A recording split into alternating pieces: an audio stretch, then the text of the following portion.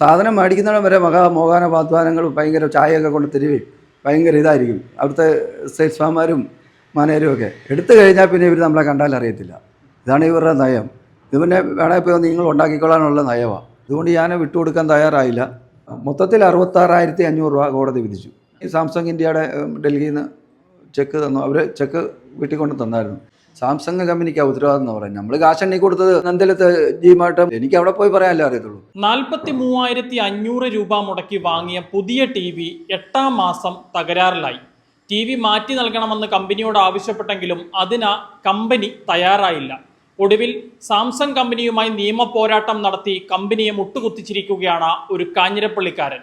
Kottayam Kanjirappally Chirakkadavu സ്വദേശിയായിട്ടുള്ള Sabu കമ്മോടത്താണ് Samsung കമ്പനിയുമായി നിയമ പോരാട്ടം നടത്തി 66,500 രൂപ നഷ്ടപരിഹാരമായി നേടിയെടുത്തിരിക്കുന്നത്. അദ്ദേഹം തന്നെ ഇപ്പോൾ നമുക്കൊപ്പം ചേരുകയാണ്.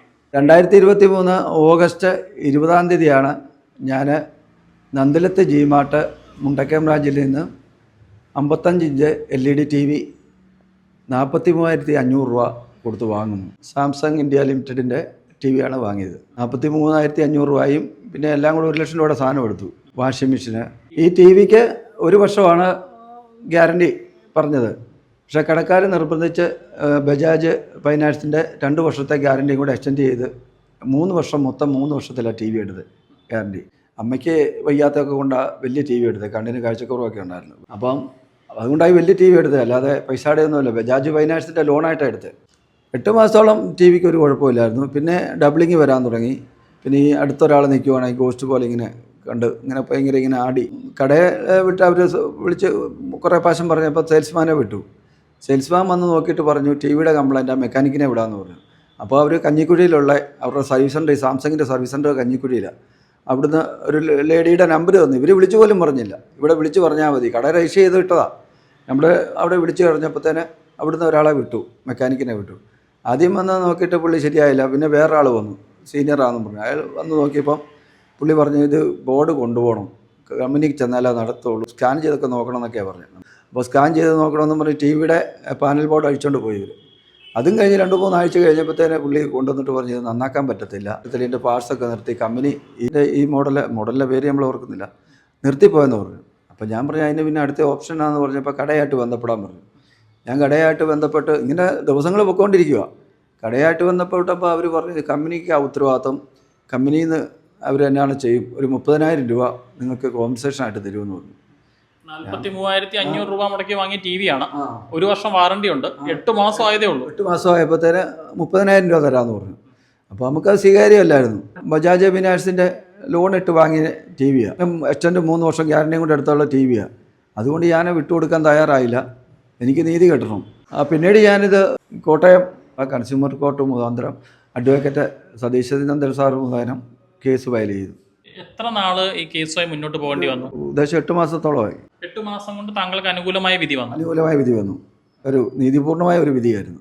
കോടതി വിധി പറഞ്ഞ 43,500 രൂപ TVയുടെ വിലയും 20,000 രൂപ നഷ്ടപരിഹാരവും 3,000 രൂപ കോടതി ചെലവും ആയിട്ട് അനുവദിച്ചു. മൊത്തത്തിൽ 66,500 രൂപ കോടതി വിധിച്ചു. നല്ലൊരു പണം കിട്ടിയോ? പണം കിട്ടി. അവർ കമ്പനി സാംസങ് ഇന്ത്യയുടെ ഡൽഹിയിൽ നിന്ന് ചെക്ക് തന്നു. അവർ ചെക്ക് വീട്ടിൽ കൊണ്ട് തന്നായിരുന്നു. ഇവർ മറ്റേ പഴയ TV എടുക്കാൻ വേണ്ടി കമ്പനിയിൽ നിന്ന് വന്നു. അവർ TV എടുക്കാൻ വന്നപ്പം ചെക്ക് തന്നിട്ടാണ് പോയത്. കണക്ഷൻ വിട്ട് പൈസ 2-3 ദിവസിക്കാം അക്കൗണ്ടിൽ ക്രെഡിറ്റായി. വലിയ ഒരു ഭീമൻ കമ്പനിയുമായി, അതായത് സാംസങ് പോലെയുള്ള ഒരു വലിയ ഭീമൻ കമ്പനിയുമായിട്ടാണ് നിയമ പോരാട്ടം നടത്തിയത്. അപ്പോൾ ഇതിന്റെ പിന്നാലെയൊക്കെ ഒരുപാട് നടക്കേണ്ടി വന്നോ? എല്ലാ പ്രാവശ്യം പോയി. നമ്മളെല്ലാ കേസിനും എല്ലാ അവധിക്കും പോകും. ഇത്രയും രൂപ മുടക്കിയതല്ലേ നമ്മൾ, അതും EMI ആയിട്ട് അതിന് പലിശയൊക്കെ വരുന്നല്ലേ. TV കംപ്ലൈൻ്റ് ആയപ്പം പലതവണ നമ്മളവിടെ ഗോകു അമ്പലത്തിൻ്റെ മുണ്ടക്കയം ഷോറൂമിൽ ചെന്ന് ഇവരോട് പറയുമ്പോൾ സ്റ്റാഫൊക്കെ വളരെ അപമര്യാദമായ രീതിയിലാണ് പെരുമാറിയ എന്നോട്. എനിക്കത് ഭയങ്കര മാനസവിഷമം ഉണ്ടാക്കി. എന്താ അവർ പറയുന്ന 2-3 പ്രാവശ്യം പറഞ്ഞപ്പോൾ ഞങ്ങൾക്കല്ല ഉത്തരവാദിത്വം, കമ്പനിക്കാണ്, വടവാതുരി എന്ന് പറ, അവിടെ ചെന്ന് പറ, ഇവിടെ ചെന്ന് പറ എന്നൊക്കെയാണ് പറയുന്നത്. സാംസങ് കമ്പനിക്കാണ് ഉത്തരവാദിത്വം എന്ന് പറയുന്നത്. നമ്മൾ കാശെണ്ണി കൊടുത്തത് ഇവരെ നന്ദലത്ത് ജിമാർട്ട് മുണ്ടക്കയം ബ്രാഞ്ചില്ലേ. എനിക്ക് അവിടെ പോയി പറയാനല്ലേ അറിയത്തുള്ളൂ. എനിക്കിപ്പോൾ ഡൽഹി പറ്റാൻ പോകും, കംപ്ലൈൻറ്റ് പറയാൻ പോകാൻ പറ്റും. ഇവരിങ്ങനെയൊക്കെയാണ് പറയുന്നത്. ഞാൻ പഴയ TV കട നിന്നതാണ്. VPL, സോളില, ഒണീഡ, ഡേനോര, അങ്ങനെ പല TV ഉണ്ട്. എനിക്കിപ്പോഴും ടെലക്ട്രോണിക്സ് അങ്ങനെയൊക്കെയുള്ള TV കമ്പനി ഉണ്ടായിരുന്നു. അതൊക്കെ ഒരു 40 വർഷമായ TV എൻ്റെ വൈഫ് ഹൗസ് ഇപ്പോഴും ഇരിപ്പുണ്ട്. VPL അഴിച്ചിട്ട് പോലുമില്ല, വർക്കിക്കാൻ. ഇപ്പം വന്നാൽ കാണിക്കാം നിങ്ങൾ. അപ്പോൾ അതുപോണെങ്കിൽ ഇത് 8 മാസം കൊണ്ട് ഇത് വന്നു കഴിഞ്ഞപ്പോൾ നമുക്ക് മനോവിഷമം ഉണ്ടാക്കി.